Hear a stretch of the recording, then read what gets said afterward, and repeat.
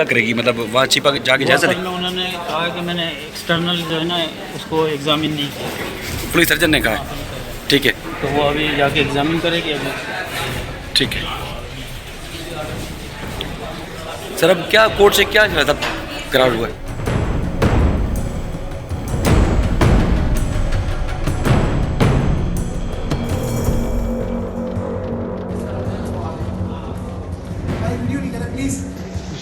निशान है लोग।